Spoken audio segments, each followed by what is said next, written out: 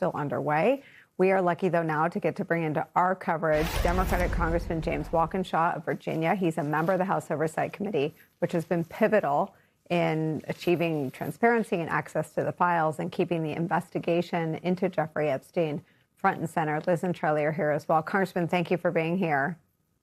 Thanks for having me. Just tell me what the body of evidence that you could sort of build between the release of the files and then the subsequent depositions like the one happening today. What does that lead to if Pam Bodny continues to act, like that, sort of hear no evil, see no evil, do no evil, refuses to follow any of that?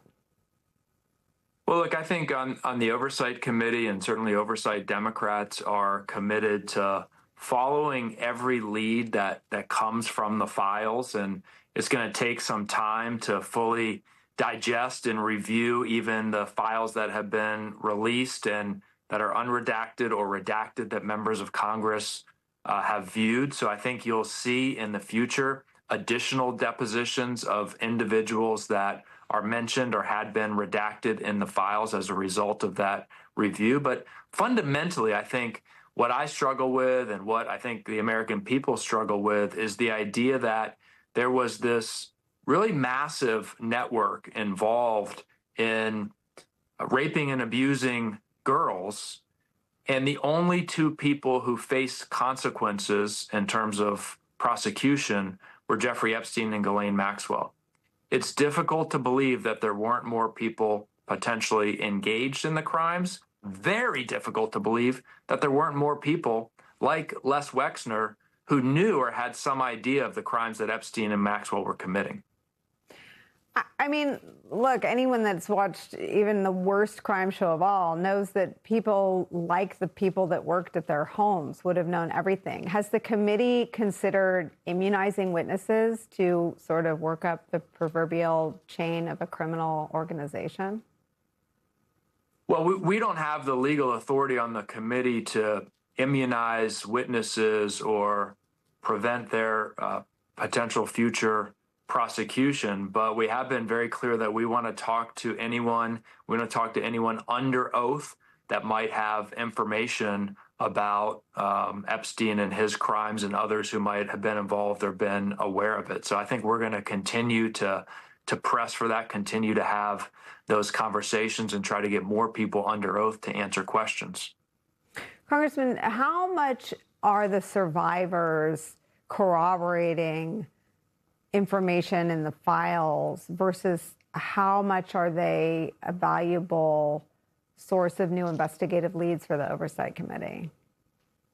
Well, it's both. I mean, look, the survivors have been very clear that there are other individuals out there who are free in the world today who knew about these crimes that were being committed, who were involved in these crimes that were being committed. They've been very clear, many of them, that they submitted victim statements to the FBI.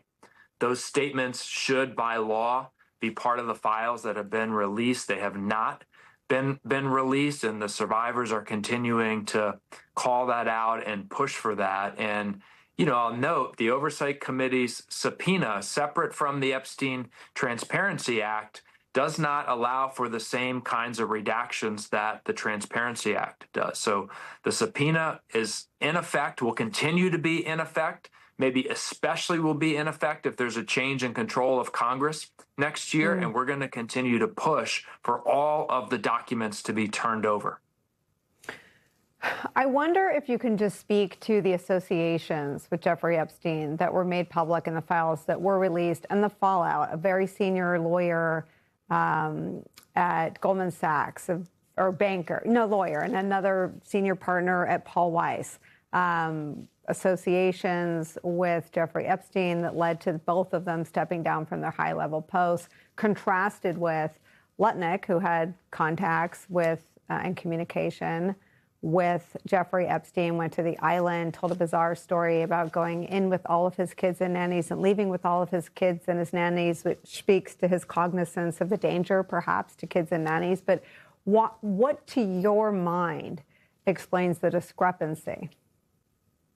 Well, look, I think one of the things that typifies the Trump administration is the idea that honor, virtue, shame, all of those concepts and ideas are for suckers, right? That's Donald Trump's message to the people that work for him. And in a normal administration, Howard Lutnick would have been gone already. At a bare minimum, he lied to the country. He lied to his boss, Donald Trump, about his relationship with Jeffrey Epstein. But Howard Lutnick can't step down and can't be fired for having a close relationship with Jeffrey Epstein that he lied about, because his boss, Donald Trump, had a close relationship with Jeffrey Epstein and has lied about it. So Trump knows that he's got to hang on tight to Howard Lutnick, because Howard Lutnick is guilty of the precise thing that Donald Trump has done, having a long and deep relationship with Jeffrey Epstein and then lying to the country about it.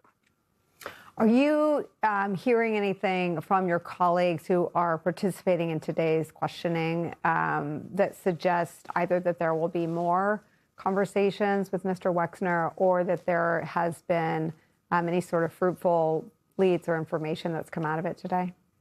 My understanding is that Mr. Wexner did today what he has done previously and asserted that he was a victim with respect to Epstein, that Epstein misappropriated his funds.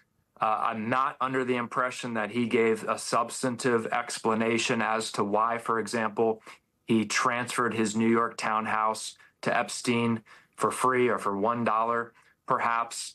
So I think my understanding, and I'm going to read the full transcript carefully, but my understanding is that Mr. Wexner didn't provide particularly illuminating answers today. Liz, let me pull you in and give you the last word on the state of this